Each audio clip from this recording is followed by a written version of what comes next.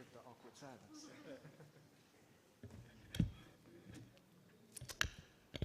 Good evening. I am Jonathan Lee Walton, President of Princeton Theological Seminary, and it is my pleasure to welcome you tonight to this incredible event, Faltering Faith in Institutions. This is the final in-person event of the Future of American Democracy series for this academic year. Tonight, my friends, is about institutions.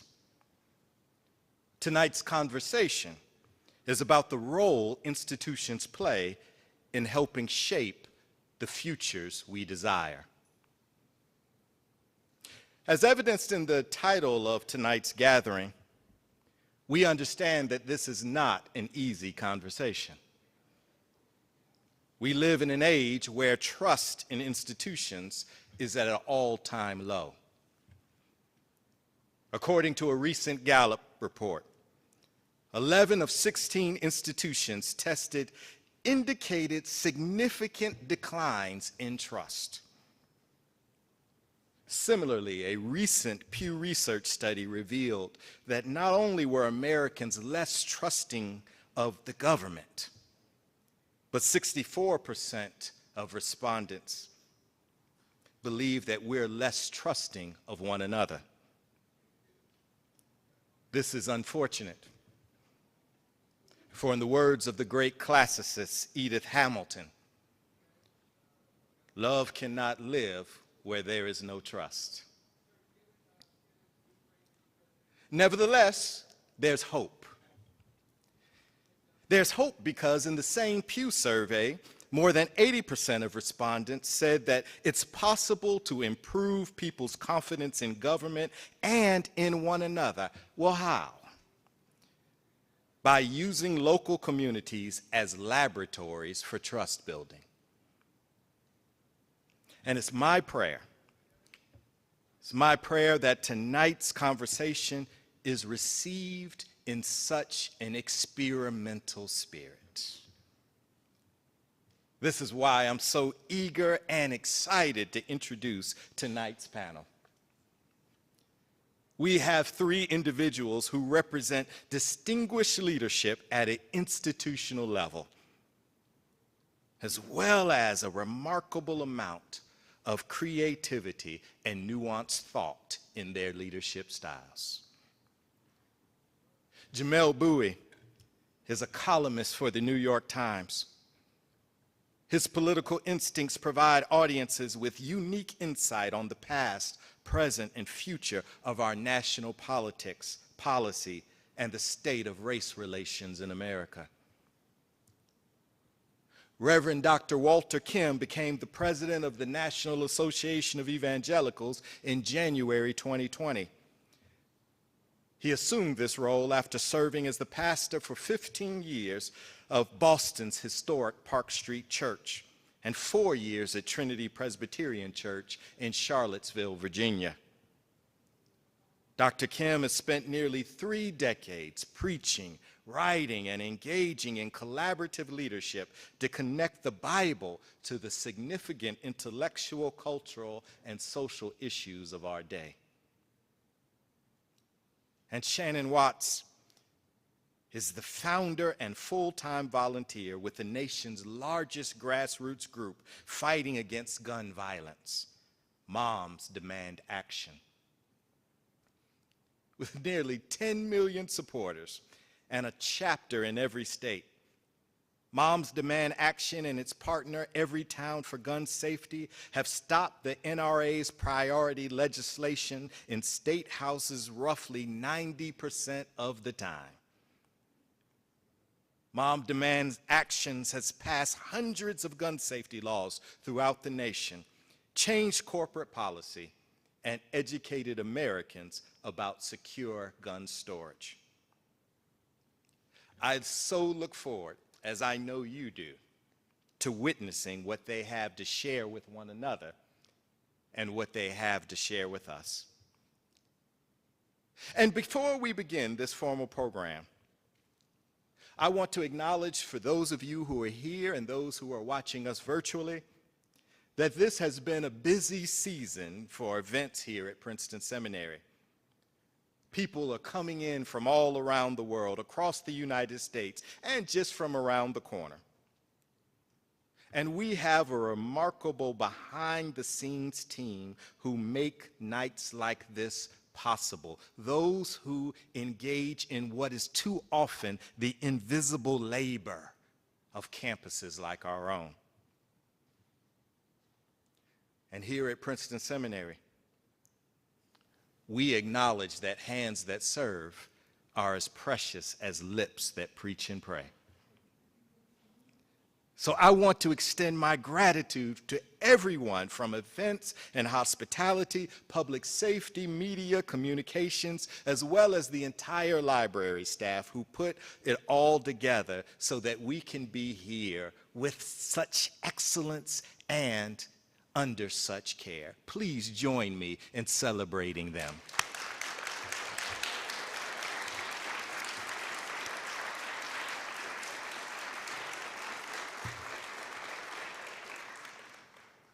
I now turn the evening over to tonight's panel moderator, Dr. Heath W. Carter, Associate Professor of History here at Princeton Theological Seminary and the convener of this series. Thank you all for being with us tonight. Thank you all for allowing us to host you.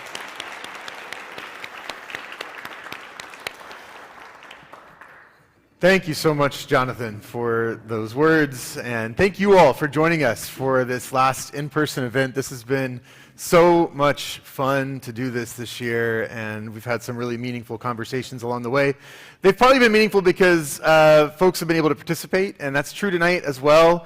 You'll see in your program a number, 359-3053. If you go to slido.com and you use that number, you'll be able to enter a question, and we'll try to toward the end of the program tonight, to bring some of your questions into the conversation. So feel free to enter them at any time.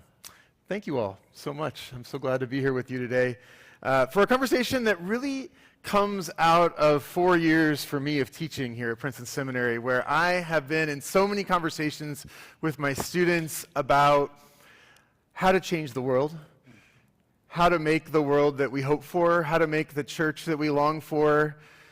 And we've talked a lot about what that church and world looks like, and also about how we get there. And I think, as we think about sort of institutions, as Sherilyn Eiffel was here a few weeks ago, and she talked a lot about institutions. That wasn't part of the plan for the evening, but I loved it. It's set up tonight perfectly. And in the course of our conversation, at one point, she drove home just how important institutions are. She said, no democracy survives without them.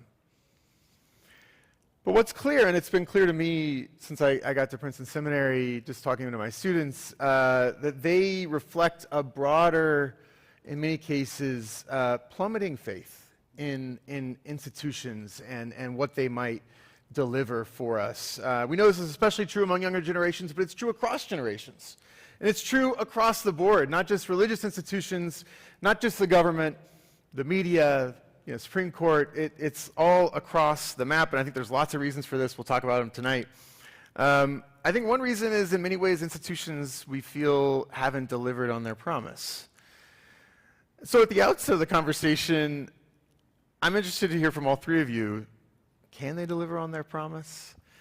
What do you think about this data that suggests that, in fact, trust in institutions is plummeting? Is there a path for institutions to win back that trust? Jamelle, do you have any? Want to maybe start with you on this one? Sure. As someone who works for an institution that many people do not trust.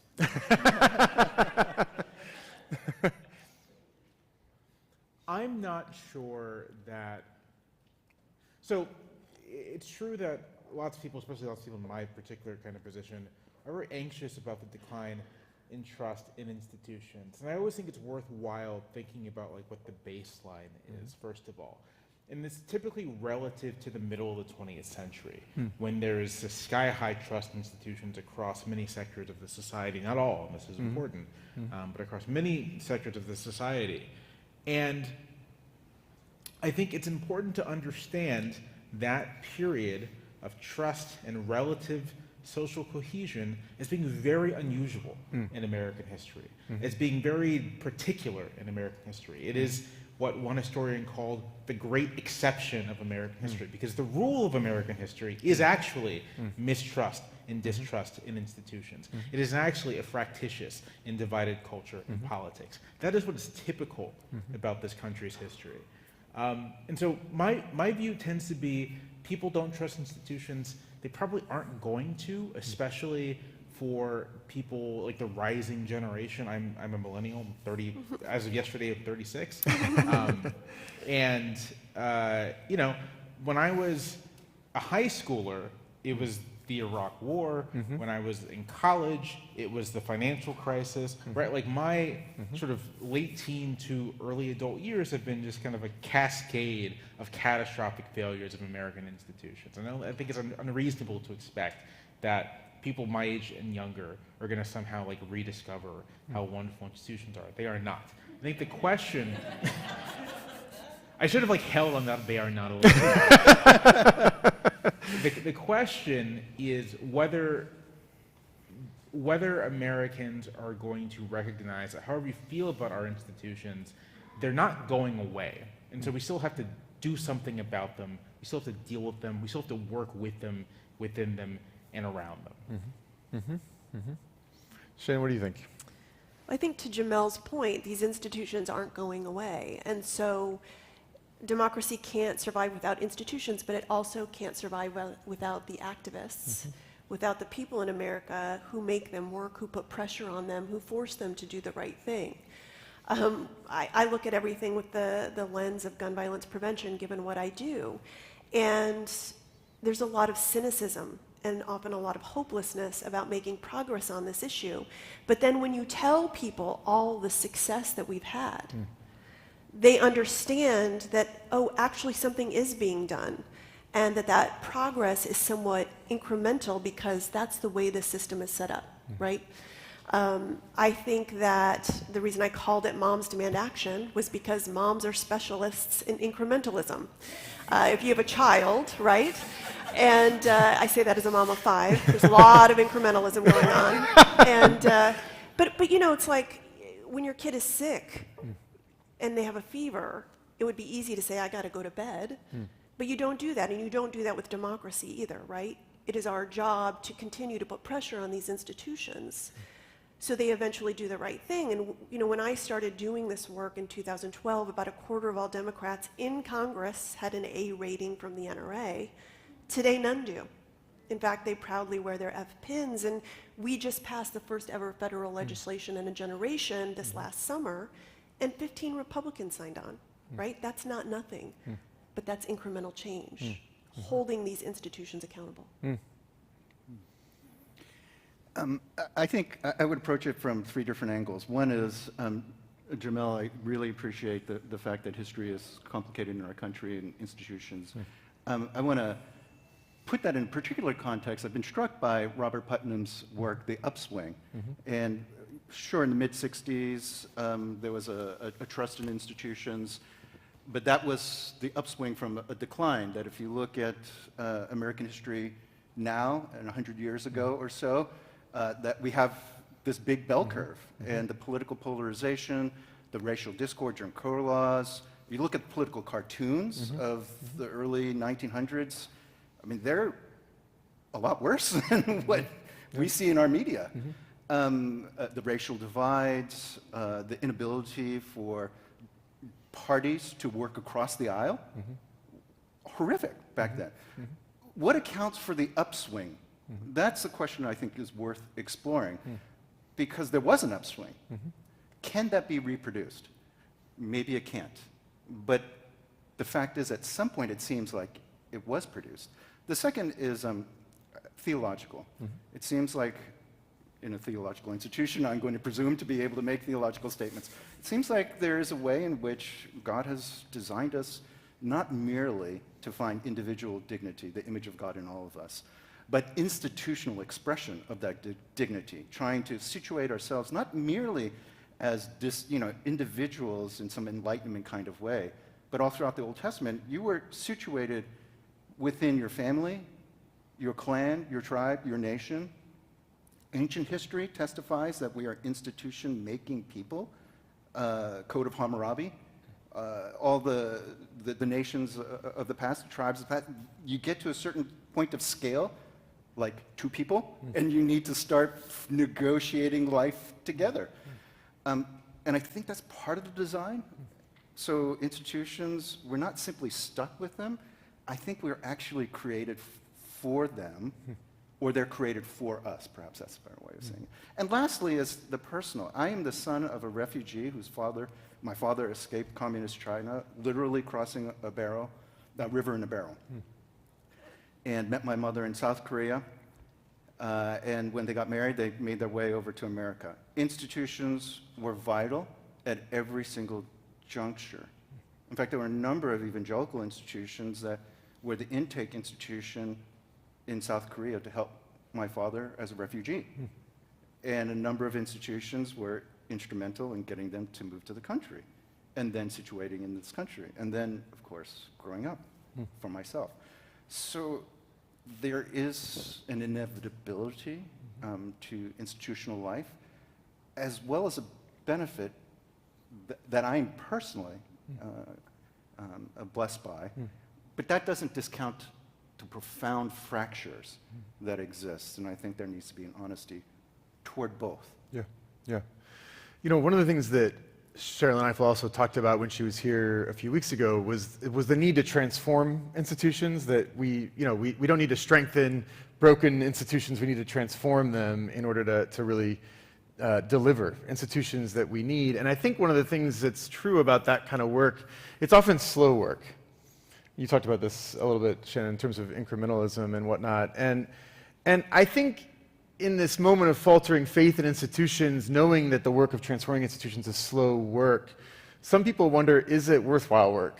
Or is it really work that doesn't end up getting us where we want to go anyway? So I'm curious to hear you all think about this a little bit. I mean, Shannon, I think in the moment when you jump into action, and I'm wondering if you could talk a little bit about that moment and what you expected. And in some ways, I look at what you've done. It's remarkable. You've been involved in this movement and leading this movement for 10 or so years, right? And accomplished a remarkable array of things. What did you expect when you got involved? And did you think we're gonna make the change that I hope for? And if so, where'd that come from? And is that kind of like is there like an older faith that American democracy still works, and if we just activate and mobilize, we can make the world we want? Yeah, I mean, thank God for naivete, for sure. I was in my kitchen. I lived in Indiana at the time, and I went to bed the night of the Sandy Hook school shooting, just devastated, and I woke up so angry. And I didn't know what to do with all this rage, and I was a teen in the 1980s, and Mothers Against Drunk Driving was so influential to me. They would pull this wrecked car up in front of your high school full of blood, and you would say, my God, right? Like, I'm never going to drink and drive. And I saw what these women, mostly women, did. And I don't know how they did it in retrospect. Like, did they call each other on rotary phones? Did they drive to each other's homes? I don't know how they did it in the 80s. But very quickly, they changed the culture around this issue. And so to your question of what did I expect when I started this Facebook page, having 75 Facebook friends, I expected to just have an online conversation about the need for this organization, but type A women stepped in and started direct messaging me and calling me and emailing me and saying, like, I want to do this where I live, right? And none of us really knowing what this was. And I think what your question is also interesting is I was a white woman living in the suburbs who was afraid my kids weren't safe in their schools. You very quickly come to this issue and realize it isn't just mass shootings or school shootings. That's about 1% of the gun violence in this country. It's the daily gun violence, it's gun homicides, it's gun suicides. And, it took a lot of education to realize that those were some of the issues that we should be working on. And I think people come to this and they're like, okay, and I think this is specifically particular to white women, like, we're going to get an assault weapons ban. We're going to have one protest, we're going to pass one policy, and then we're back to our regular lives. And that is not how the system is set up. The system is not set up for overnight change. You have to show up at every single gun bill hearing. You have to create relationships with your lawmakers. You have to march in parades and go to farmers markets. And I mean, it is the unglamorous heavy lifting of grassroots activism that forces change in this country.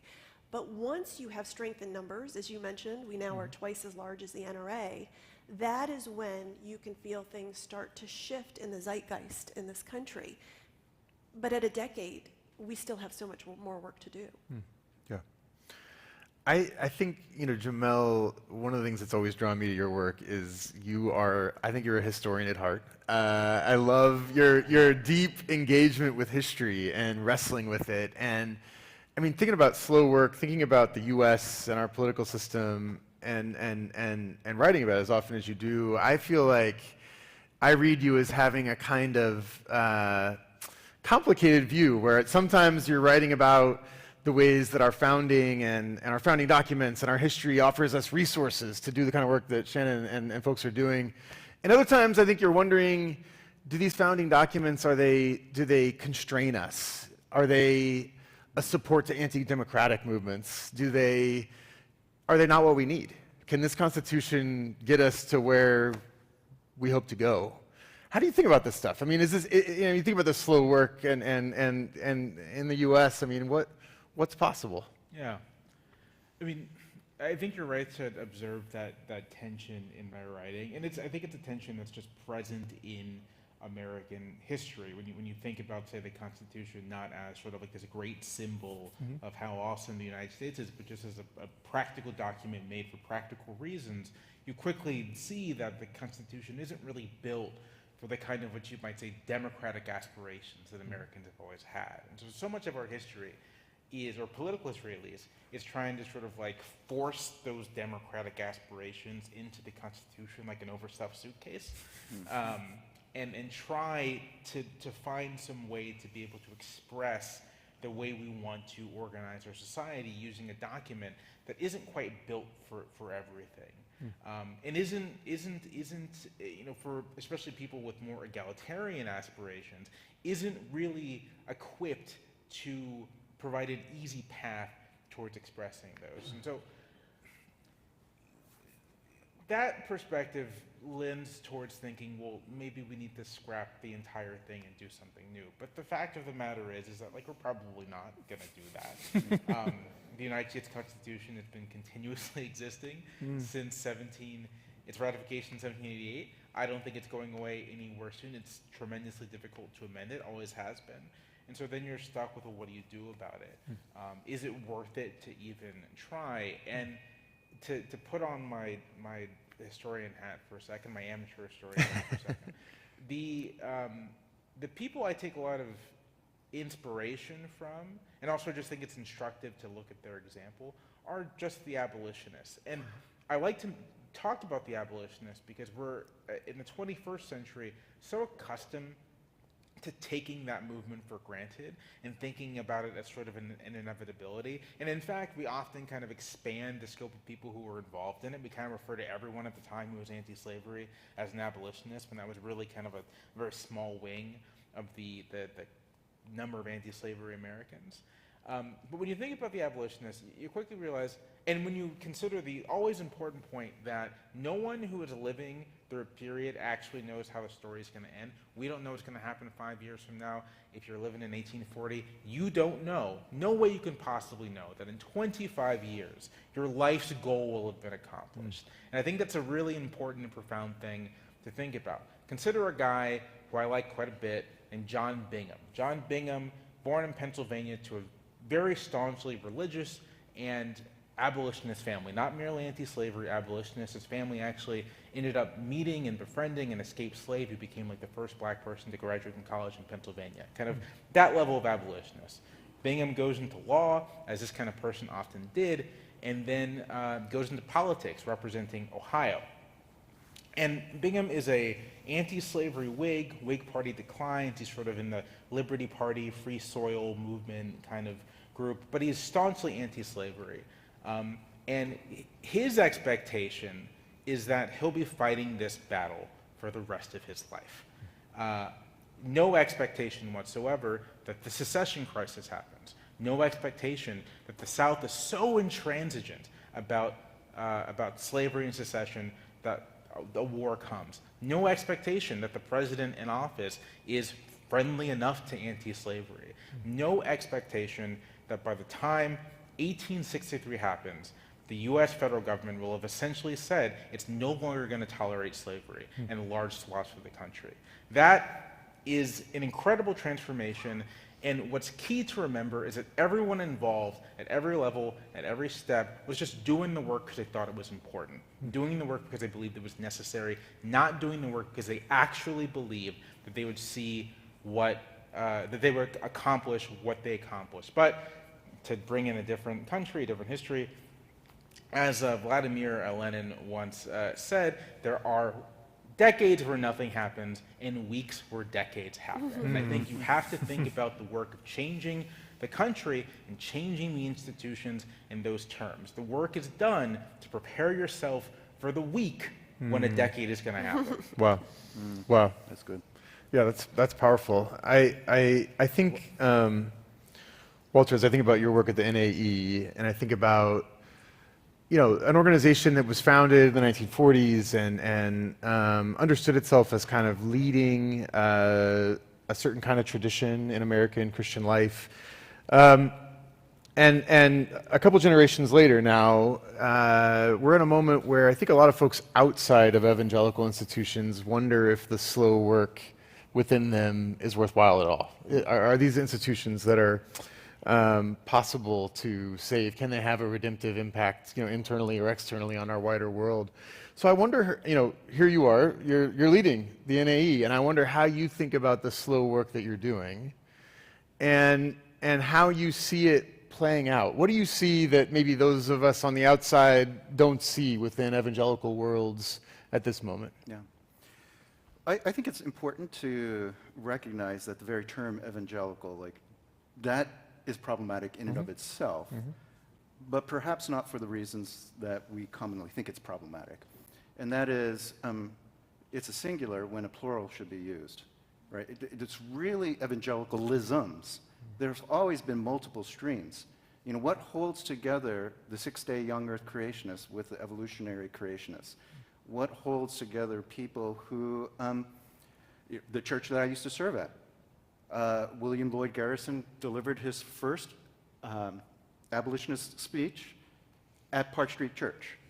The NAACP had its first chapter founded, hosted at Park Street Church. That is a stream of evangelicalism. So it's very clear other things were happening in other parts of the country under the auspices of evangelicalism. So one, it's an incredibly diverse movement.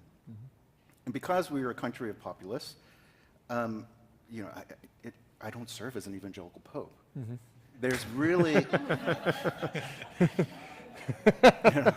there's really a lot of moral persuasion and goodwill that needs to happen. Transformation happens at the speed of trust, and trust is built over time. One of the things that we are seeing is a radical transformation right now. The months, weeks, years that build up to a concentrated transformation that Jamelle was talking about. For a large part of the NAE's history, it has been almost exclusively white evangelical organization. And therefore, it has been easy to equate evangelical with white evangelical and to drop the adjective. And the NAE, frankly, represented that. But evangelicalism is going through a massive transformation in this moment. Again, I'll appeal to my experience in Boston. In 2015, the American Bible Society gave Boston and the surrounding cities the honor of being the least Bible reading place in the country. That's right. It's the place where church planters go with their big dreams of reaching pagan New England, and their dreams are buried. They're buried. This least Bible reading part of the country in 2015 had experienced a doubling of the church. From 1965 to 2015, the number of churches in Boston doubled from 300 to 600. How can the least Bible reading part of the country be experiencing what, by any measure, would be a revival? Most of those churches were immigrant churches. Yeah. They were the Jamaican Evangelical Church, the Haitian Evangelical Church. They were the Cambodian Evangelical, the Korean Evangelical Church. There is within evangelicalism a massive sorting going out. A few years from now, we're going to see how it will end up. But we're seeing this within the NAE. We have 40 different denominations, but we also have major networks. The two leading Hispanic networks of churches are part of the NAE. Major Asian American leaders are now part of the NAE steering board. So it's a situation that if you took a snapshot even of the board 5 years ago and now, it looks different. As to how those the diversity of color will actually lead to a diversity of conviction remains to be seen. Yeah. Because each of these life stories bring different elements, lenses by which we look at faith. And a diversity of color is fairly easy to achieve if you're willing to make everyone assimilate into a same way of thinking. It's a whole lot harder if you're really willing to give space for difference. And we're in this grand experiment right now. Yeah. Well, fascinated by that, the way you're kind of describing the landscape there, and I just want to follow up. I wonder, how does the changing demographics of evangelicalism in the NAE's constituencies, I'm imagining for you as a leader that also creates complications in a time of surging white Christian nationalism, and which would also, I imagine, be something that you find in the larger orbit of the organization. How do you navigate that, and how do you find, how are you trying to project through kind of all that difference? Yeah, I think there is within white evangelicalism a realization that leadership from the margins is very different from leadership in the center. When you are centered, when you have the possibility of political power, social capital, when you dominate the economics of the suburbs that you're talking about, then you're used to leadership from a certain vantage point. But leadership from the margin has to utilize different mechanisms, influence versus power, trust, community development versus centralized dictates. That's a very different way of navigating life. And for those communities of color who instinctually have navigated because they had no other option, they're like, well, welcome to our world. Yeah. Welcome to our world. I think evangelicalism really needs to embrace the reality that we're in a pluralistic society, and we're going to need to figure out what does it mean to be an influence for good as a participant, as a member of the choir, not as the conductor of the choir. That's a very different mentality. And I think, maybe I'll make a comment about this later in our conversation. I think we have something to learn from the global church in this. Okay, I want to come back to that, and I want to get Shannon and Jamelle here. I wonder how, you're not leading faith organizations, but you're seeing. I'm curious, Shannon, how you see faith institutions, faith leaders involved either in the work that you're doing or against the work that you're doing. Let me start there. Where does faith show up in the work that you're doing? Well, certainly, our goal is to have religious organizations take a point of view on this. We're a nonpartisan organization, and our goal is ultimately to get everyone on the right side of this issue. Very interesting story, if you're familiar with Reverend Shank, who was recently involved in the Supreme Court discussions, but Reverend Shank actually started out as this anti-abortion, pro-life pastor in Washington, D.C. He was sort of like a pastor to the stars, the Congress, right? And when Moms Demand Action started, we began working with a woman named Lucy McBath, if you're familiar with Lucy, a black woman whose 17-year-old son was shot and killed by a white man who said his music was too loud at a gas station in Florida. And that was just weeks before the Sandy Hook school shooting. And Lucy and I became friends, and she started working with the organization, and faith is incredibly important to her. She would consider herself to be an evangelical. And she befriended Reverend Schenck. And there's a whole movie about it, if you're interested. It's beautiful. It's by Abby Disney. It's called Armor of Light. And she essentially changed his point of view. Now, Reverend Schenck has had a lot of evolution generally, politically, but what he came to believe was that it was okay for gun violence prevention to be part of his pro-life platform. My father, a very conservative Trump voter, a Catholic, also had that evolution.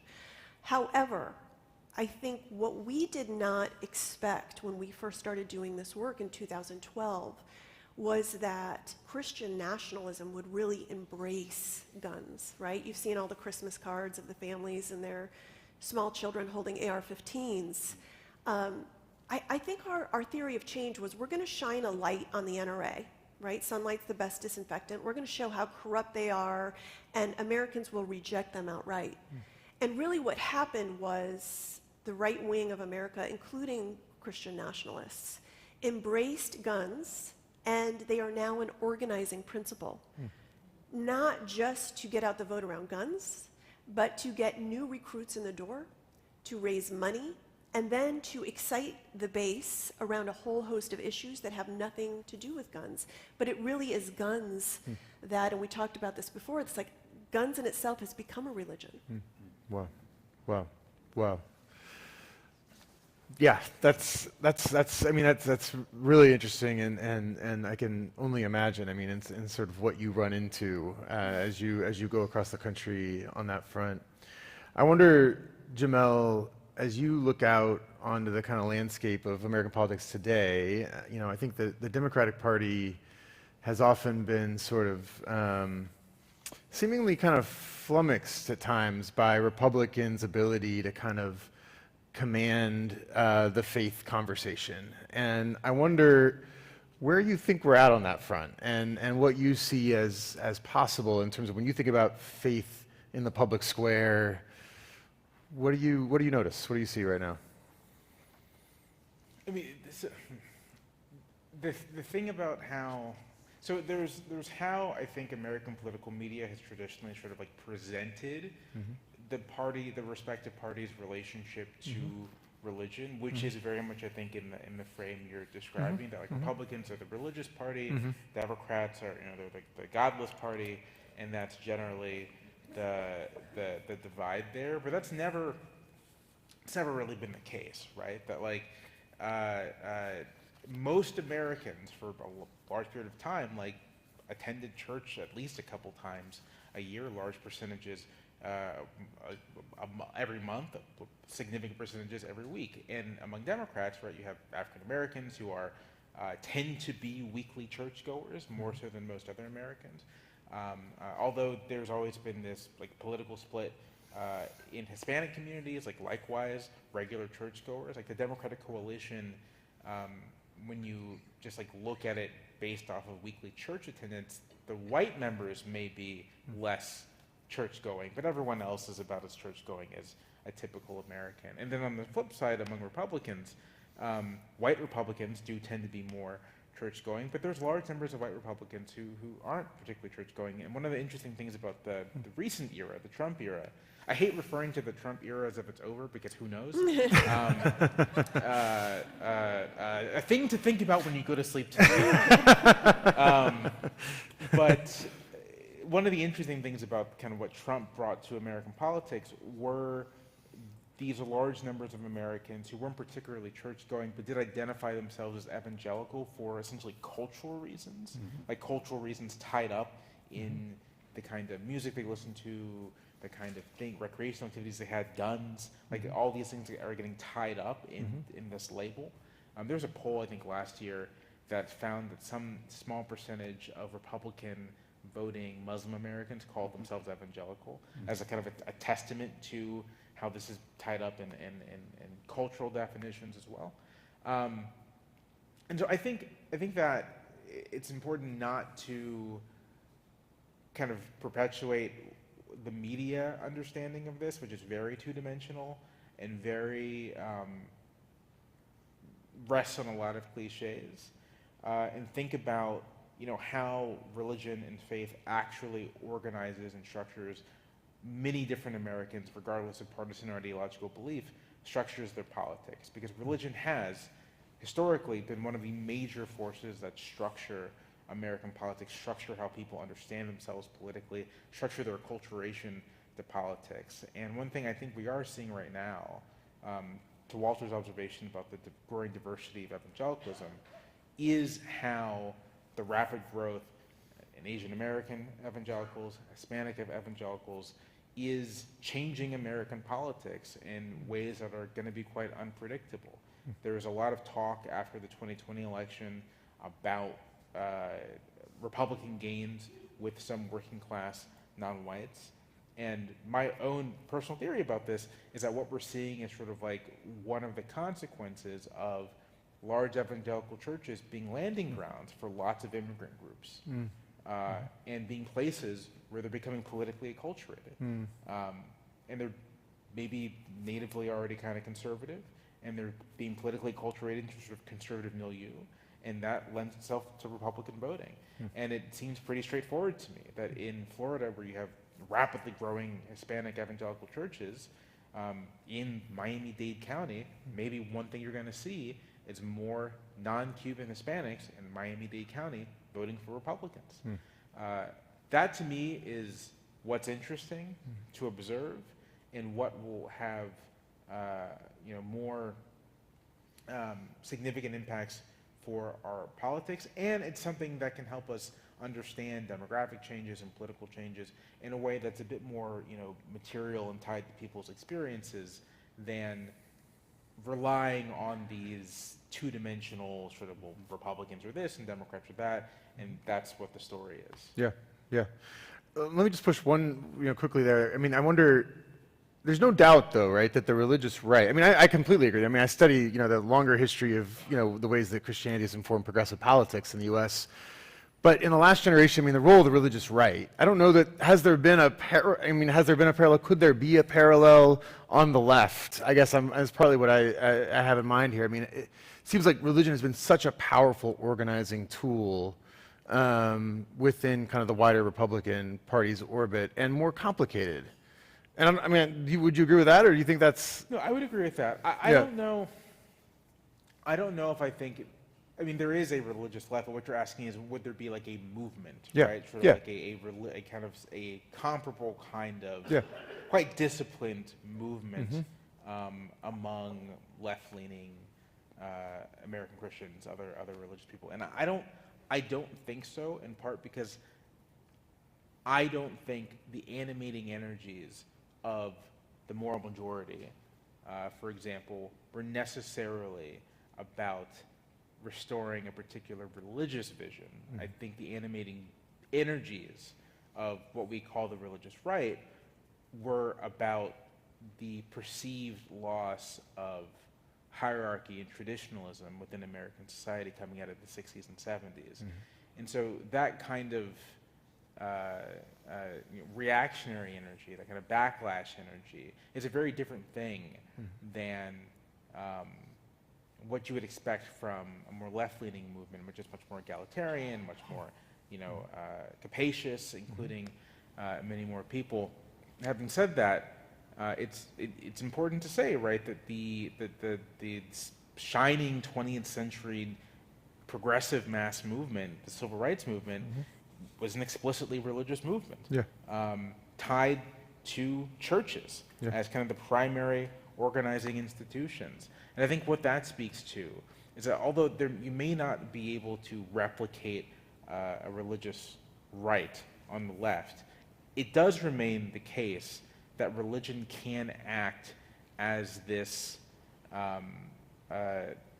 civic language that can be used to navigate a pluralistic society and used to bring people together for a common goal. I think that's very much possible. Yeah. But it's not going to look the same Yeah. as whatever Jerry Falwell was doing Yeah. in Lynchburg, Yeah. Virginia. I'm curious, Walter. I mean, I hear you talking about being a member of the choir, not the conductor of the choir, and it seems like one of the things that animated the religious right, in part, was the sense of like we've lost conductorship and we want it back. So I wonder how you look at that. I mean, I do think that the religious right, the kind of ways in which evangelical, maybe it should have been white evangelical all along, but evangelical came to be synonymous with the Republican Party at some point in the last generation, is a source of a loss of trust, I think, among some younger generations, including younger evangelicals, who wonder, can I really be an evangelical anymore because I don't share these politics. So I wonder, I mean, how do you, leading this important organization, look back on the legacy of what's kind of come before, and how are you trying to lead through to some other future where, and what does it look like to be a member of the choir, not the conductor? Sometimes I would like to conduct the choir. That would make things easy, right? No. There's a convergence at that time period of several factors, and to kind of follow the mode that simplistic solutions, two-dimensional characterizations, they're easily digestible, but they're rarely actually true. Fully true. And so, yes, there are political dimensions to what the moral majority is kind of well attested, kind of the Southern plan of the Republican Party that has often been written about. But there are also there's a convergence of theological factors too, dispensationalism, a particular understanding and reading of Scripture at a time, the loss of cultural place. I mean, people are very, very complicated. Any one individual is complicated. Then you start getting groups of individuals who may share a common cause. They may be at the same meeting, but they're there for vastly different reasons. So to characterize that in even 2, 3, factors is never going to be sufficient. I can say from my estimation, there seems to be a confluence at that particular time of a number of factors that were quite unique. In the same way that the 60s gave rise to the civil rights movement, there was a convergence of factors that happened at that moment that couldn't happen in the 1930s. It happened then for a very particular set of reasons. And those reasons, the rise in the moral majority, they were a very particular set of reasons. Those reasons no longer exist. There are different conditions socially, different place of the church in people's lives, different constituents of the church. So whether or not there'll be another rise, that awaits to be seen. But I do know that at the NAE, we wish to be a part of a more comprehensive application of the good news of Jesus Christ to our common life together that acknowledges the complexity of life, so it eschews simplistic solutions. It engages with dialogue with people who have vastly different views, because there's a deep conviction that Jesus talked to everyone. He talked to everyone. He supped with the tax collector and sinner, and we like to talk about that. But he also had dinner with Pharisees. And that needs to be noted, that Jesus really did talk to everyone. If evangelicals seek to be the kind of good news people of Jesus, there should be a capaciousness, a curiosity, a willingness to engage for the common good without sacrificing deep, deep convictions about what we think to be the truth of Jesus Christ in this, but to have a posture of persuasion and friendship, not of domination. That's very different.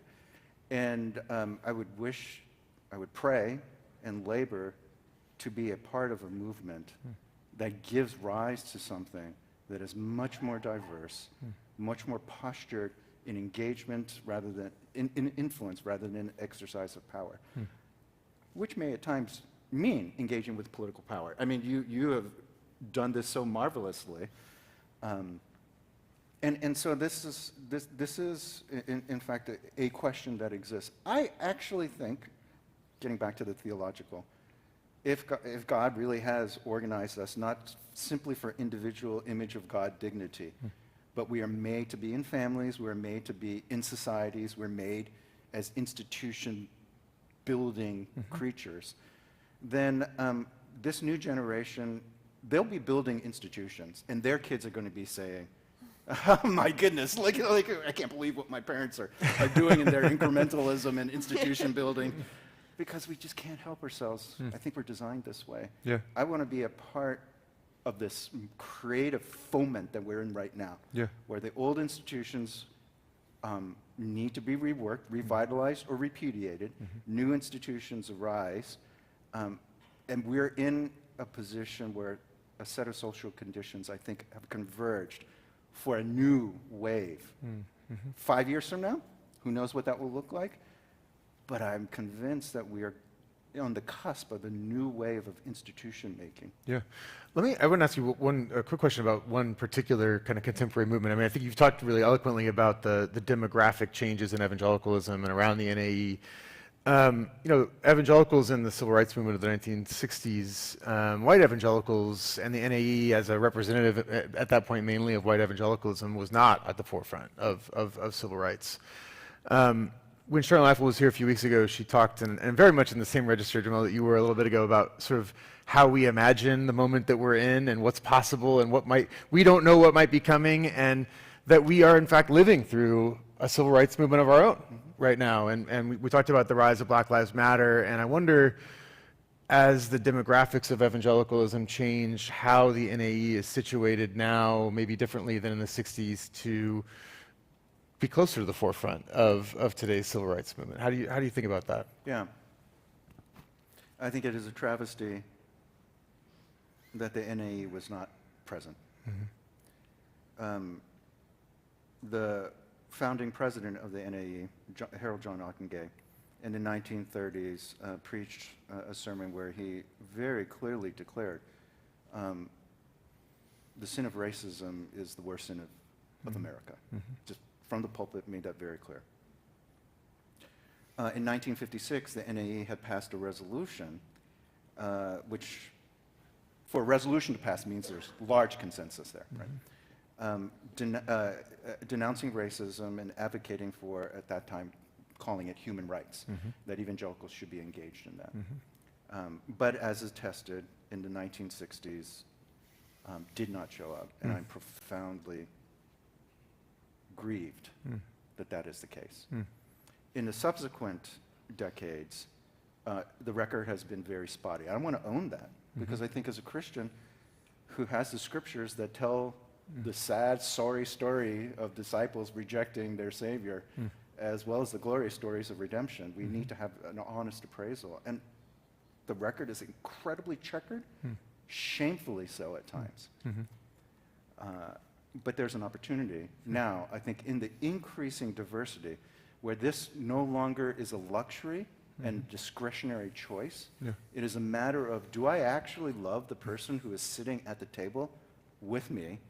Do I really believe that her concerns and life situation are now mine as well? That makes it very different for the NAE. It is very different now because of the diversity that exists. Certain conversations cannot be had in a dispassionate, detached way. And so I'm very hopeful. I'm very hopeful that we can proceed in the future. Yeah. Shannon, I wonder if you're hopeful about the movement that you're leading and its possibilities. I mean, this big bipartisan gun bill last year. Tell us about what it means and how significant of a breakthrough it represents. You know, if you go back to 2012, after the Sandy Hook school shooting, Congress came together, attempted to pass a bipartisan bill in honor of the Sandy Hook shooting that would have required a background check on every gun sale. It was called the Manchin-Toomey bill. And I was sitting in the Senate gallery when that failed by just a handful of votes, including some Democratic senators, again, who had A ratings from the NRA. Not a single one of them still has their job. But after that failed, it was really important lesson for us because it taught us that, maybe Congress isn't where this work begins, it's where it ends. It also taught Democrats a really important lesson, because the Democrats who voted against the Manchin-Toomey bill thought the NRA would have their backs, and in fact the NRA went in and invested tens of millions of dollars in their competitors who beat them. So the Democrats realized, oh, with friends like the NRA, who needs enemies, we can actually do what our constituents are asking us and vote our conscience. So Congress wasn't ready at that point, but then we went state by state and even city by city and school board by school board. We've passed over 500 gun safety laws in the last decade. As I mentioned, we've stopped the NRA's agenda 90% of the time. We've sent secure storage notifications home with 8.5 million school children so far in this country. So it's really attacking this issue in three ways: legislatively, electorally, and culturally. In every state, I would tell you that we are the most energized in the reddest of states.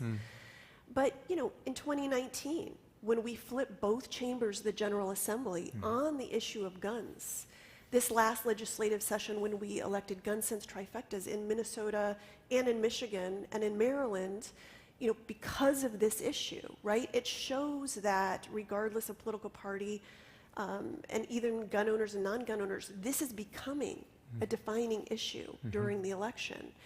And look, Mitch McConnell didn't whip the votes for the Bipartisan Safer Communities Act last summer out of the goodness of his heart. We can have a whole conversation about that, but he did it because political polling showed him he was going to be absolutely decimated in the next election, that his party would be, because there was inaction after Uvalde and Buffalo. So we are making steady progress. As I said, the Bipartisan Safer Communities Act is a small step on a much longer journey. We can look at the states where good gun laws are passed, mostly blue states, and see there is less gun violence and less gun death. Red states, where they're actually rolling back gun laws and passing something called permitless carry. Meanwhile, tens of millions of guns were sold during COVID. We're seeing more gun violence and more gun death. I know this is intuitive, but sometimes people need to see the data. So I felt very much like what we saw happen in Tennessee. The fact that these two black men were expelled from the legislature because they supported gun safety, it showed such a light on systemic racism and on how extreme the gun movement is in this country. And it was sort of like everything in one place coming together. And it made me feel such hope, because I think the rest of America saw it too. I mean, I feel like, I don't know if it's a decade that's happened in a week in Tennessee, but it's been an extraordinary set of developments to follow. And I wonder, what do you make of it? I mean, when you look at, obviously the shooting terrible shooting in Nashville, and then the protests and then the expulsion, but I mean, how do you read, do you feel hopeful about kind of like the overall, I mean, I know Justin Jones and Justin Pearson are back now in the State House, but the overall dynamics there also, you feel like? Look, this is a Governor Bill Lee, who signed permitless carry in a gun manufacturing facility flanked by gun lobbyists, right? He proudly signed a bill into law that strips background checks and gun safety training in order to carry a hidden loaded handgun in public. Police oppose this bill. Constituents oppose this bill. He signed it anyway, so that just tells you how beholden he is to the gun lobby. He knew someone killed in the Nashville school. The Kentucky governor knew someone killed in the Louisville bank, right? We are all one person away from knowing someone killed by gun violence. I want to believe that Governor Bill Lee has had a change of heart. It may just be political pragmatism, but he just signed an executive order that strengthens background checks on gun sales, and he says he is going to use his political capital to pass a red flag law in the state, something that is vehemently opposed by the NRA. So yes, I do think that there has been a change. Yeah. What's the next big fight? I mean, there's just lots of fights all over in terms of, I mean, you said sort of that the state level is where you see, that's like where the action's really at right now. I mean, today our volunteers stood with Governor Gretchen Whitmer in Michigan as she signed 2 new gun bills into law because we did elect this gun sense trifecta. We have passed 3 assault weapons bans in the last year, including most recently in Illinois and last weekend in Washington State. We are making real progress, particularly in blue states, but we have another election cycle coming up, and I will just tell you anecdotally, we have 4 Moms Demand Action volunteers who are Missouri lawmakers now. And they were just telling me that when they were knocking doors in November, in the most rural areas of Missouri, I am a former resident of Missouri, and it's real rural, and really conservative, and they really like their guns. And when they were knocking on the doors, Republicans were saying to them, "Put your signs in my yard. I am so scared for my kids' safety in their schools." Wow. I believe this will be a defining issue in the next election. Wow. What do you think about that, Jamelle? Is it, I mean, in terms of... Let's fight, Jamelle. Yeah, how do you think about, I mean, how do you see as an observer of American politics and history, I mean, how do you think about this issue and kind of what's coming? I mean, just thinking about the events in Tennessee, which have been very striking. Yeah. In large part because I don't think anyone, and this is to the Governor Lee's recent actions, I think they are very political, because I don't think anyone in the leadership there anticipated the kind of reaction there would be to the expulsion. I think that they thought they would just do this and no one would care, because frankly, who pays that much attention to Tennessee anyway? I don't say that in a mean way. Like I'm from like rural Virginia. Like people don't care about these places. So I think he figured, and Republicans in the Tennessee legislature figured that they would do it and move on.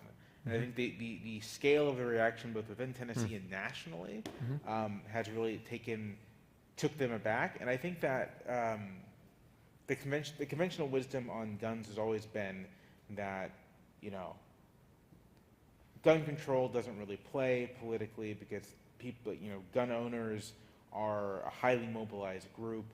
That it's just if you're a Democrat and you want to win in a red place, red state, you just cannot talk about guns.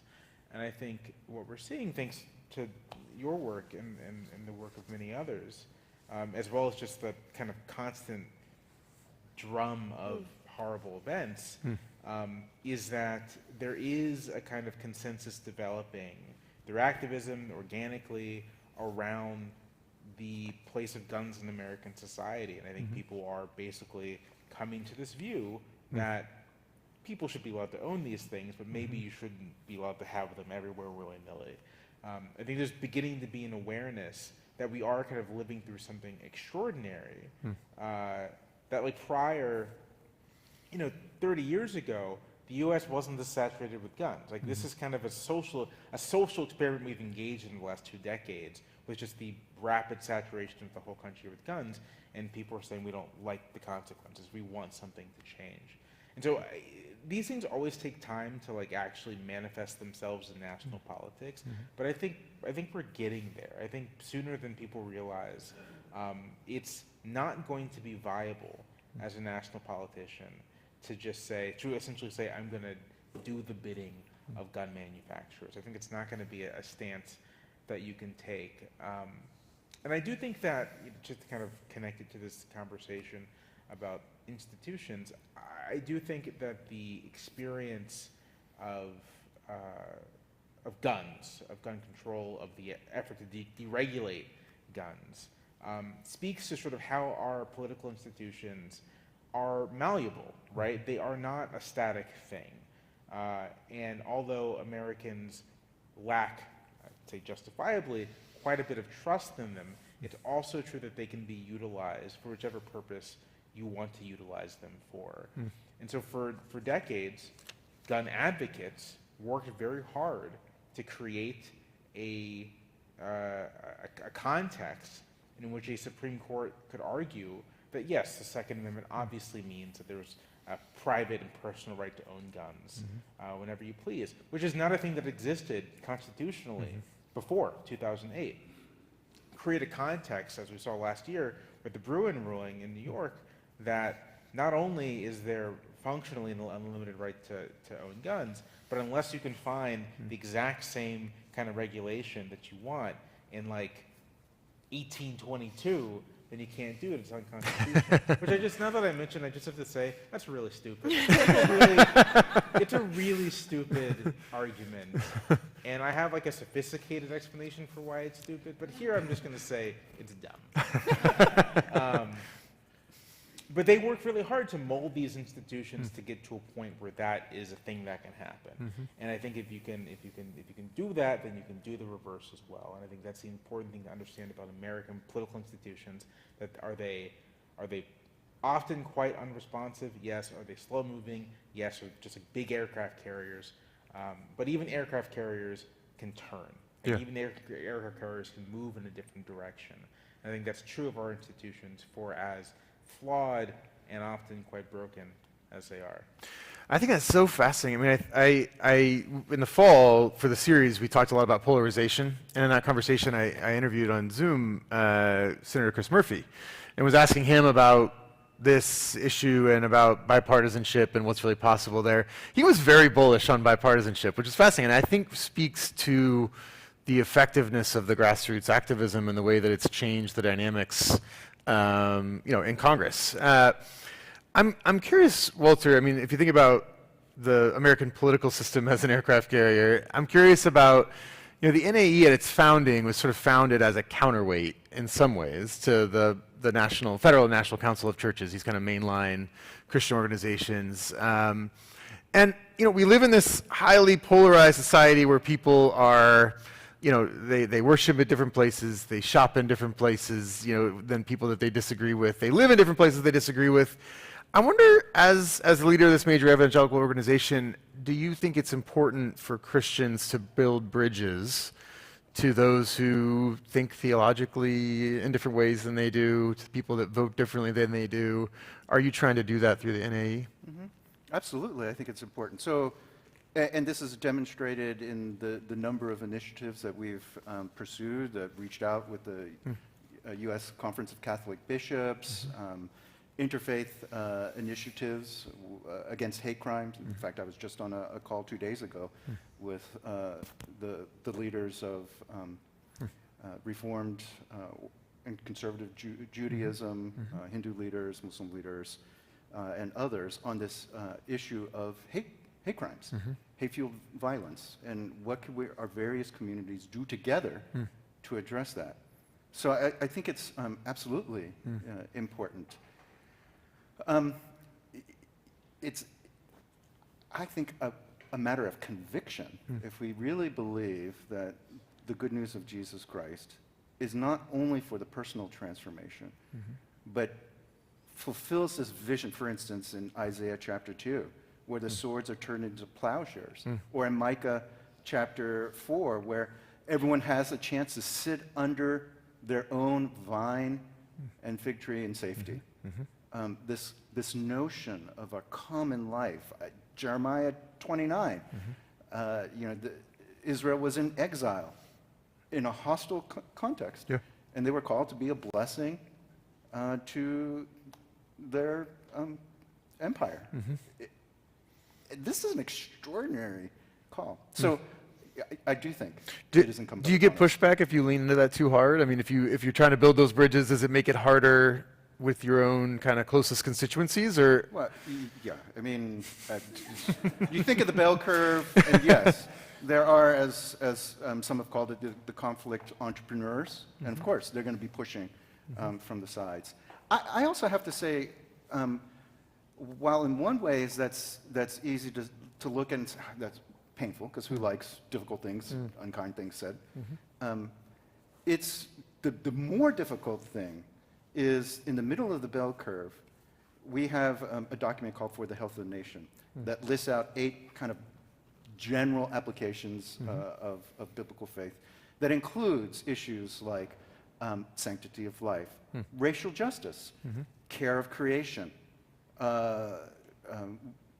reaching out to the vulnerable, the immigrants and refugees. I mean, it's a broad-ranging set. Everyone agrees within the NAE, whether denominational difference or ethnic background difference, everyone agrees, these are 8 principles we all sign on. Which principle you start with and spend time with there's the disagreement. That's the harder negotiation. But every institution has to work that out, right? Yeah, yeah. No, it's always complicated. I've got another question for you all in a minute, but I want to get we've got a lot of questions from the crowd here. So one of the ones that's gotten kind of the most votes online here, how does one help rebuild trust in institutions for parents, parishioners, or others who dismiss universities, churches, or expertise in general as woke ideology? How do you all think about it? I mean, this has been, I guess, a thing that has been more and more common, right? The universities and certain kinds of maybe theological institutions get dismissed or pigeonholed. Maybe the New York Times, depending on, although it gets critique from the left as well. How do you think about that? I don't know if any of you want to jump in there. I mean, to be completely honest, when someone says that to me, I kind of just roll my eyes. Yeah. It's not because it's a framework and it's a way of like dismissing things that it's just if the language weren't, well, that's just woke, it'd be, well, that's just politically correct. I mean, it's the same recurring kind of language of dismissing ideas, dismissing people because of where they happen to come from or where they happen to reside or whatnot. And it's sort of sorry to say, it's sort of always kind of been a part of American political life. Like, that's just how things go. And so my perspective has often been, I'm just not going to worry too much about it, especially since in my like day-to-day life, like with my parents or whatever, it's like not really something I encounter. My parents aren't going to be going around and be like, well, that's just woke nonsense. It's just not a thing I hear from my family members or friends, and so it's not really something I feel the need to respond to. I think in terms, like for those of you who do feel the need to respond to it, I think often the most helpful way to push back against what is kind of just like an ideological dismissal is to like remind the person you're speaking to that like if it's a friend, if it's a family member, be like, listen, I am a person you know, right? Like I'm a physical human being in front of you that you know and have a relationship with. So at the very least, could you please show me like the respect that we're supposed to show each other when it comes to like talking about stuff, and that's just not a very respectful thing to say. And I think sort of like asserting, like doing as much as possible to remind the person you're speaking to that like they're not speaking to a caricature of a person they saw on television. They're speaking to an actual person. Is really important. I know for me, like in my line of work, I am the caricature, right? So like, it's like whatever. If you want to yell at me because I represent something you dislike, hey, I have better hobbies than that. But people do what they want to do. What they do. Some people like the cucumbers pickled. That's my perspective on it. But in terms of like real life, I do think it's important to just remind the person, hey, I am not a symbol, right? I'm an actual human being, and especially if it's a family member and you know me. Yeah, yeah. Do you all encounter this leading the movement or anything? I'm not sure about the wokeism, but obviously, like Jamelle, I am sort of the tip of the spear on the issue of gun violence prevention and a caricature in that way, where people assume I want to take their guns and I'm going to come to their house and knock on the door and acquire their AR-15 myself and drive it away. And so there are always these arguments that you seem to be having with people who have heard these talking points on television. And when it comes to guns, we all know what they are, right? Like you can't regulate the Second Amendment, and everyone wants to take our guns, and if you take away guns, only criminals will have guns, right? Like it goes on and on and on. When you have conversations with people, often, and you say, I am a person, let's have a conversation respectfully, at least on this issue, you find you have much more in common than you don't. I can remember a time when our volunteers showed up in Maryland and we were being picketed by NRA members, mostly men who were there because we were trying to pass a law that would disarm domestic abusers. And so our volunteers went over to these men and said, like, where do we disagree? Where's the problem with keeping guns away from domestic abusers? And after a 30-minute conversation, they picked up their signs and went home because they're like, we can't argue this. This, obviously, domestic abusers shouldn't have guns. And there was sort of this assumption that we were doing something nefarious. And I would also go back to my dad, as I mentioned, a very conservative Catholic Trump voter who called me when I first started Moms Demand Action and said he was like not on board at all and I should rethink this. And it took a lot of conversations based on data, me sort of pointing out some of the straw man argument. And it took some time, but now my dad shows up in Moms Demand Action shirts at our events. Wow. So I think those conversations, again, it's my dad, right? It's not some gun extremist I met in Mississippi, but like it is, you know.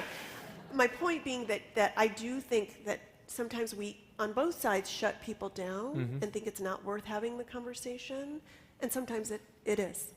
Can I you don't have to talk about it if you don't want to, but I'm just curious, like, how did that change happen in your, was it just, he loves you and he saw how passionate, I mean, what happened there?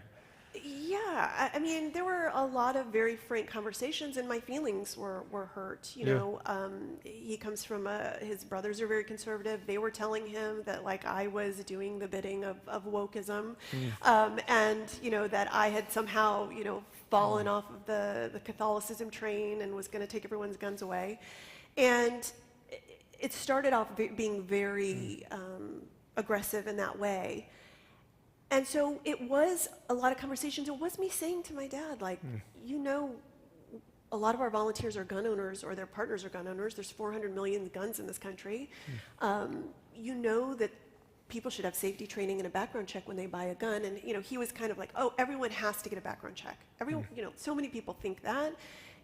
But when you break it down, no, if you're buying from an unlicensed seller, you actually don't have, So it was those kinds of very factual conversations, and I'm sure he went home and Googled it and saw that I wasn't making it up. And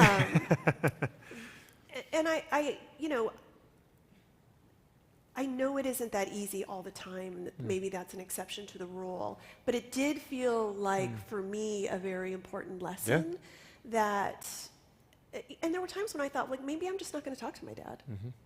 And I'm so glad that I had the conversation instead. And not the point to convert him, but to get him to at least see my side, and I ended up converting him, so yeah.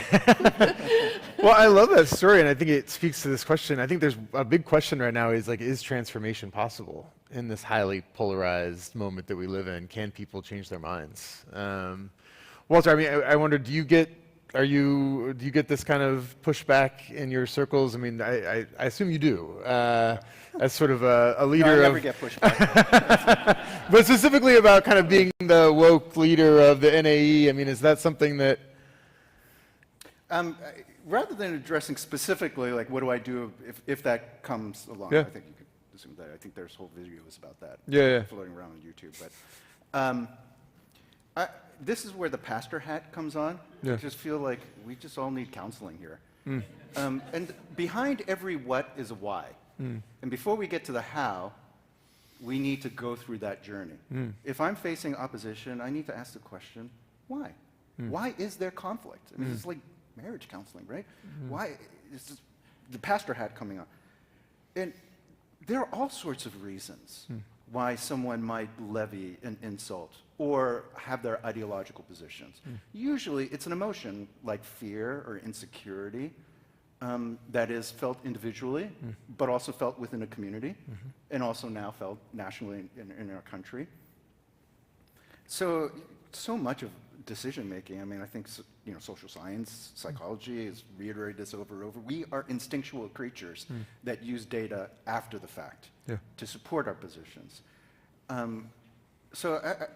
Behind every what, an ideological what, I want to ask the question, why? Why is that? Why is someone afraid? Why is someone insecure? What threat to their identity is driving this? Why this action? And depending on that why, the how will be different. For some, it will be data. For others, it will be a conversation where they feel you have just heard their fears. We are afraid that you are going to undermine the authority of Scripture. And just to sit down and say,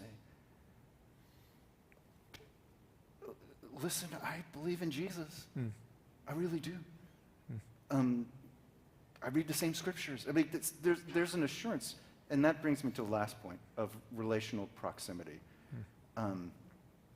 This is what deeply, deeply concerns me about our inability to actually have a friendship or a conversation with people with whom we differ. It is profoundly short-circuiting to any possibility of change. The worry that we're going to be ideologically sullied by our proximity to someone else may fit a certain narrative of how humans relate, but I come back again to Jesus, that he is by definition someone that did not worry about getting sullied by coming down into, assuming human flesh and walking among us. Yeah. And so I would summarize. With every what, there's a why behind it, and that why will often determine your how. But in all of this, I think relational proximity is often the key. There's a delivery system of data or a delivery system of just hearing someone's trauma of a past experience that is predicated on relational proximity. Yeah. Can I just add to that real quick? So much of political life these days is basically mediated through national media, like through people like the people I work with, and a good deal of that.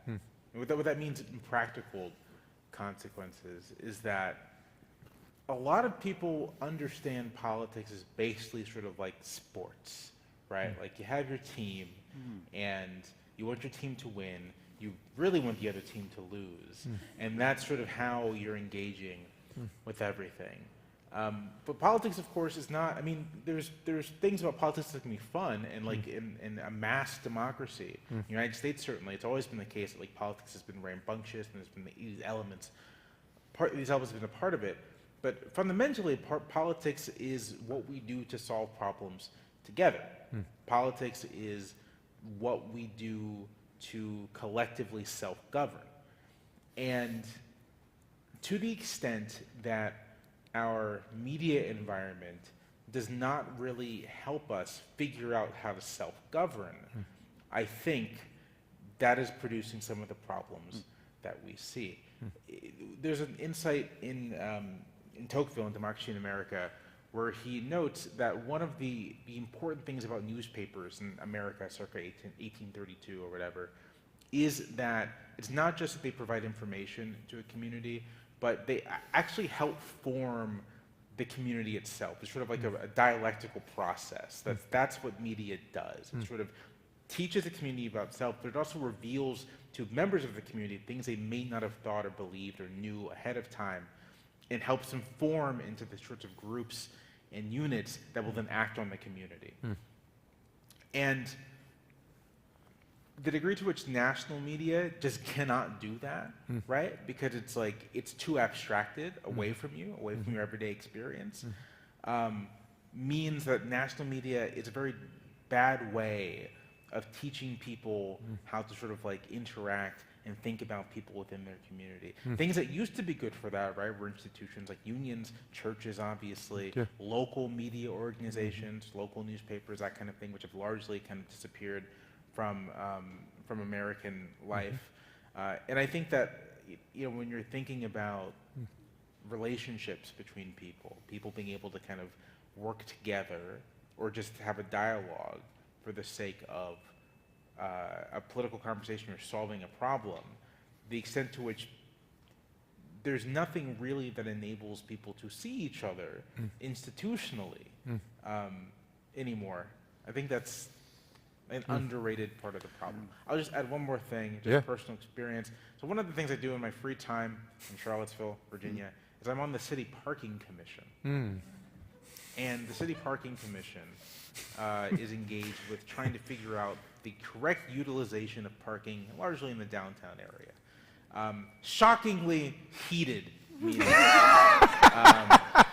Just like real serious disagreements about parking. And as someone with actually very strong opinions about parking, maybe someone who might have instigated some of these things, being on the commission for about a year and a half now has been actually like one of the most revelatory experiences for me as a political person. Because it's been sort of like daily practice in meeting people with whom I have a strong disagreement and like engaging with them for something practical, right? Like Yeah. we actually do have to figure out who's going to do all the metering for the downtown parking, right? We gotta figure that out. And so Yeah. like, how do we come to an agreement about this? How do we talk to each other? How do we, like not hate each other at the end of our disagreements? And that kind of democratic practice is not really common in American society anymore. Not everyone has to join a city commission. I'm like a strange person, but you can envision a world where ordinary Americans in all kinds of spheres of their life, whether in their hobbies or at their workplaces, are engaged in something like democratic deliberation, and that does help improve our political life. And the extent to which they aren't, it's probably a problem. Yeah. I mean, we're sadly running out of time. I love that line, I mean, the kind of story of your involvement with the parking. I mean, it reminds me of what President Walton started with in terms of the trust that can be built in local communities. And I wonder, I mean, this conversation, like I said, for me, really comes out of lots of conversations with students. And we're about to graduate a class of students who are going to go and they're going to work in churches, they're going to work in nonprofits, they're going to work in institutions across local communities in our country and around the world. And I wonder, just as you think about from your own different positions and locations in this conversation, is there a word of encouragement or advice that you would have for them as we prepare to send them out into the world in just over a month? I often go back. In fact, I was listening. I have this queued up on my iPhone, this song that a friend of mine wrote, "Your labor is not in vain." And it's based on 1 Corinthians 15:58, where it says, "Your labor is not in vain." And I often think about this, and there's a beautiful, compelling line of, though we may be working the fields right now, and it feels like it's in vain, ultimately there will be a day of fruition in which it will be proven that it's not in vain. This is effectively, the gist of the narrative. And I often listen to that. And my word of encouragement is to say, your labor is not in vain. The lives that you touch, you may not. I just got an email from someone that I had, my wife and I had been their pastors 20 years ago. Wow. Not heard from them for 20 years. And just shared, you probably don't even remember me, but I wanted to give you an update of where we're at right now and how pivotal that conversation was. Wow. So your labor's not in vain. Yeah. Thanks. The youngest of my 5 is about to graduate next month from college, and I'm already asking him what kind of activism he wants to do in addition to whatever job he hopefully gets soon. Alice Walker has a quote that's something like, "Activism is the rent I pay to live on the planet." And I think sometimes people don't get involved. Yes, there's cynicism or hopelessness, but there's also this idea, if I can't take it on or fix it, then it's not worth doing, or I don't have time to fit activism into my schedule. And we have something called naptivism in our organization, which is this idea, if your kid is taking a nap, you have an hour to yell at someone on Twitter, like your lawmaker, or use a hashtag, or make a call, or send an email. And I just think it's so important that we tell this next generation, not all of them, believe it or not, are going to be activists, but you don't have to do all of the work. You can find a piece of the work that you are passionate about and commit to doing that. even if it's just an hour a week. But it's something we all have an obligation, particularly in a democracy, to do. Yeah, this is where I say, well, I'm just a writer. So. I'm just going to return to what I said at the beginning of our conversation, which is that our institutions are not great. Our country, in bad shape. But this has sort of always been the case. This is sort of the standard, this has always been true of the United States. And it's been worse before. It's sometimes hard to imagine that, but it's been quite a bit worse. My parents were born in the 1960s. My grandparents were born in the 1930s, right? Sort of in Georgia, in North Florida. Wow. So in living memory, it's been quite a bit worse. And there's simultaneously never any guarantee it's going to get better, but always the possibility that it could. And I think you just have to like live within that space. Like hope for me, and I am, despite how I sound, I am actually a pretty hopeful person. Hope for me isn't the idea that things will get better. It is the humility to know that I can't know if they will or not. Right? And that human agency matters, and that we are capable of making things better. We have that ability, and it takes a tremendous amount of work and effort, but it's possible. And so I'm on TikTok, and I actually like talk to a lot of, I guess, people who would be graduating about now. Like this is part of my audience are like 18-year-olds and 17-year-olds. So I kind of find myself talking about this a lot in a way I didn't anticipate a couple years ago. But what I often say to them is that despair and nihilism and doomerism, that's very easy to do. It's the easiest thing in the world to do. And instead, you should really take inspiration from people in our nation's history and around the world who have confronted forms of evil and oppression that we cannot imagine in terms of our experience, and confronted them not knowing whether they'd ever defeat them. Wow. That I think is the obligation you have to confront these things, not knowing how the story's going to end. Wow. Those are words to end on. We talked before we came down here about what this conversation was for, and for me, part of it was like thinking through what is the methodology of social change? What is the methodology by which we achieve the church in the world that we hope for? And you all have given us so much to think about. This has been such a rich conversation about imagination, naftivism, relational proximity, and so much more. So let's thank these wonderful panelists. Thank you. Thank you all so much. Yeah. I also just want to thank all of you who have been participants in this series all year, and it's been so rich for me, and partly because of the conversations I've been able to have with all of you. And stay tuned for future developments in the series, and please enjoy the refreshments that are upstairs and conversation with one another. Thanks so much. Thank you. This was great.